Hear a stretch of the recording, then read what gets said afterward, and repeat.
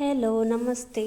ಇವತ್ತು ನಾನು ನಿಮಗೆ ನೀರು ಪುಂಡಿ ಹೆಂಗೆ ಮಾಡೋದು ಅಂತ ಹೇಳ್ಕೊಡ್ತೀನಿ. ಇದು ಮ್ಯಾಂಗ್ಳೂರ್ ಸ್ಟೈಲ್. ಸೊ ನನ್ನ ಫೇವ್ರೆಟ್ ಸ್ವೀಟ್ ಕೂಡ ಇದು.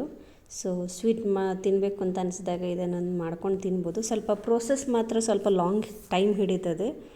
ಇಲ್ಲಿ ನೋಡ್ಬೋದು ನೀವು, ನಾನು ಫಸ್ಟ್ ತೆಂಗಿನ ಹಾಲು ರೆಡಿ ಮಾಡ್ಕೊತಾ ಇದ್ದೀನಿ. 2 ಟೈಮ್ಸ್ ತೆಂಗಿನ ಹಾಲು ತೆಗಿತಾ ಇದ್ದೀನಿ ತೆಂಗಿನಕಾಯಿಯಿಂದ. ಸೊ ಇದನ್ನು ಸೈಡಿಗಿಟ್ಟು ಒಂದು ಪಾತ್ರದಲ್ಲಿ ನಾವು ನೀರನ್ನು ಬಿಸಿ ಮಾಡ್ಕೋಬೇಕು. ಅದಕ್ಕಿಂತ ಮುಂಚೆ ನಾವು ಏನು ಅಕ್ಕಿ ಸೋಕ್ ಮಾಡಿರ್ತೀವಿ, ನಾನು 1.5 ಗ್ಲಾಸ್ ಅಕ್ಕಿ ಹಾಕಿದ್ದೆ. ಈ ಅಕ್ಕಿನ ಗ್ರೈಂಡ್ ಮಾಡ್ಕೋಬೇಕು. ಈ ಗ್ರೈಂಡ್ ಮಾಡೋಕೊಳ್ಳುವಾಗ ಒಂದು ಸ್ವಲ್ಪ ಅನ್ನನೂ ಹಾಕ್ಕೋತಿದ್ದೇನೆ. ಅನ್ನ ಹಾಕಿಲ್ಲ ಅಂತಂದರೆ ನಾವು ಅವಲಕ್ಕಿ ಕೂಡ ಹಾಕ್ಕೋಬೋದು. ಇದ್ರ ಜೊತೆಗೆ ಸ್ವಲ್ಪ ಉಪ್ಪನ್ನ ಹಾಕ್ಕೊಂಡಿದ್ದೆ, ನಾನಿಲ್ಲಿ ತೋರಿಸಿಲ್ಲ. ಉಪ್ಪು ಹಾಕ್ಕೊಳ್ಳಿ, ಒಂದು ಸ್ವಲ್ಪ ಲೈಟಾಗಿ ಉಪ್ಪು ಹಾಕ್ಕೊಂಡ್ರೆ ಸಾಕು. ಸೊ ಇದು ಹಾಕ್ಕೊಂಡದನ್ನು ನಾನು ಒಂದು ಬಾಣಲೆಯಲ್ಲಿ ಹಾಕ್ಕೋತಾ ಇದ್ದೀನಿ, ನಾನ್ ಸ್ಟಿಕ್ ಬಾಣಲೆಯಲ್ಲಿ. ಸೊ ಇದರಲ್ಲಿ ಒಂದು ಸ್ವಲ್ಪ ಕೋಕೋನಟ್ ಆಯಿಲ್ ಕೂಡ ಹಾಕ್ಕೊಂಡಿದ್ದೀನಿ, ಇಲ್ಲ ಅಂತಂದರೆ ತಳ ಹಿಡಿಯೋದು ಎಲ್ಲ ಅಂಥೇಳಿ. ನಾರ್ಮಲ್ ನಾನ್ ಸ್ಟಿಕ್ ಯೂಸ್ ಮಾಡಿಲ್ಲ ಅಂತಂದರೆ ಎಣ್ಣೆ ಹಾಕ್ಕೊಂಡು ಒಂದೇ ಒಂದು ಸ್ಪೂನ್ ಎಣ್ಣೆ ಹಾಕ್ಕೊಂಡು ಅದನ್ನು ನಾವು ಬಾಡಿಸ್ಕೋಬೇಕು.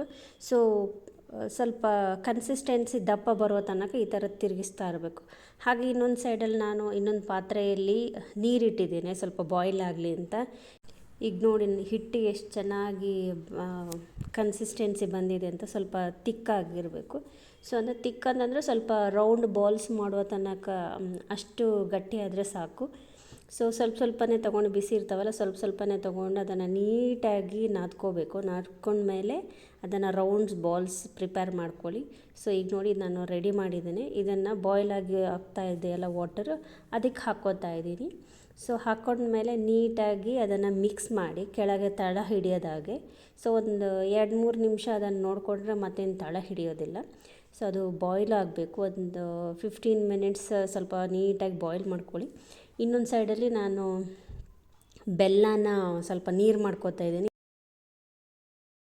ಸೊ ಇದ್ರ ಜೊತೆಗೆ ಅದಕ್ಕೇ ನಾನು ಏಲಕ್ಕಿ ಕೂಡ ಹಾಕ್ಕೊಂಡಿದ್ದೀನಿ. ಸೊ ಈಗ ಬೆಲ್ಲ ಕರಗಿದ ಮೇಲೆ ಈಚೆ ಇನ್ನೊಂದು ಸೈಡಲ್ಲಿ ನಾವು ಏನು ಬಾಲ್ಸ್ ಬಾಯ್ಲಿಂಗಿಗೆ ಇಟ್ಟಿದ್ದೀವಿ ಅದು ಕೂಡ ನೀಟಾಗಿ ಬೆಂದಿದೆ. ಈಗ ನೋಡಿ ನಾನು ತೆಂಗಿನಕಾಯಿ ಹಾಲು ಹಾಕಿದ್ದೀನಿ. ಸೊ ಏನು ಪ್ರಿಪೇರ್ ಮಾಡಿದ್ದೆ ನಾನು ಅಷ್ಟು ತೆಂಗಿನಕಾಯಿ ಹಾಲನ್ನು ಒಟ್ಟಿಗೆ ಹಾಕಿ ಬೇಯಿಸ್ಕೊತಾ ಇದ್ದೀನಿ. ಇದ್ರ ಜೊತೆಗೆ ಒಂದು 5-6 ನಿಮಿಷ ನೀಟಾಗಿ ಬೇಯಬೇಕು. ಹಾಗೆ ಅದಾದಮೇಲೆ ನಾನು ಬೆಲ್ಲನ ಹಾಕಿದ್ದೀನಿ ನಾನು. ಸೊ ಬೆಲ್ಲ ಹಾಕಿದ ಮೇಲೆ ಕೂಡ ಒಂದು 6-7 ನಿಮಿಷ ನೀಟಾಗಿ ಬೇಯಬೇಕು. ಸೊ ಯಾಕಂದರೆ ಅದು ಬಾಲ್ಸ್ ಎಲ್ಲ ಸ್ವಲ್ಪ ಅಬ್ಸಾರ್ಬ್ ಮಾಡ್ಕೋಬೇಕು. ಸೊ ಅದಾದಮೇಲೆ ನೋಡಿ ಈಗ ನಮ್ಮ ಮ್ಯಾಂಗ್ಳೂರ್ ಸ್ಟೈಲ್ನ ನೀರು ಪುಂಡಿ ರೆಡಿಯಾಗಿದೆ. ಈ ವಿಡಿಯೋ ಇಷ್ಟ ಆಗಿದೆ ಅಂತ ಅನ್ಕೋತೀನಿ. Thank you for watching.